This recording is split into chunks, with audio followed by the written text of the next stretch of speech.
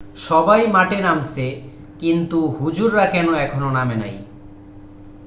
একটা কথা ভাবুন, বাংলাদেশের সকল আলেম যদি রাজপথে নেমে আসে, তাহলে কোটা আন্দোলন হারিয়ে যাবে। এই আন্দোলনকে সরকার এবং মিডিয়া জঙ্গি ট্যাগ লাগিয়ে দিবে, আর বিশ্ব মিডিয়া এটাকেই হাইলাইট করবে।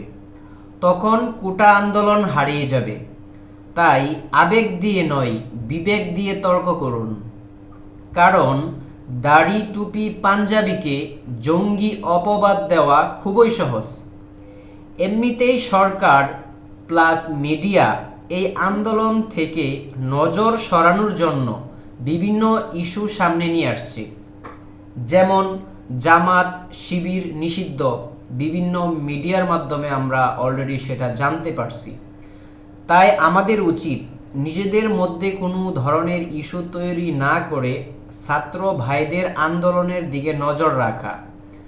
আর যে সকল আলেমদের আর্থিক অবস্থা ভালো, তারা আহত, নিহত এবং যারা গ্রেপ্তার হয়েছে তাদের আর্থিক সহায়তা প্রদান করা, এটা গোপনে এবং প্রকাশ্যে করতে পারেন।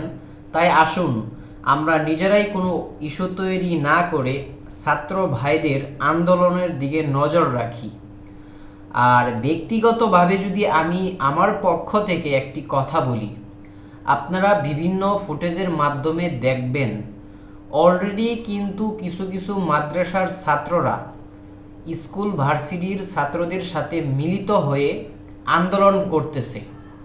কারণ শুধু মাদ্রাসার ছাত্ররা যদি এককভাবে আন্দোলন করে, তখন কিন্তু এটা মিডিয়া এবং সরকার জঙ্গিবাদের ট্যাগ লাগিয়ে দিবে। এই জন্য মাদ্রাসার ছাত্ররা কলেজ ভার্সিটির ছাত্রদের ফাঁকে ফাঁকে তারা আন্দোলনে জড়িত রয়েছে। তাই আসুন আমরা সকলেই আন্দোলনের দিকে নজর দিই।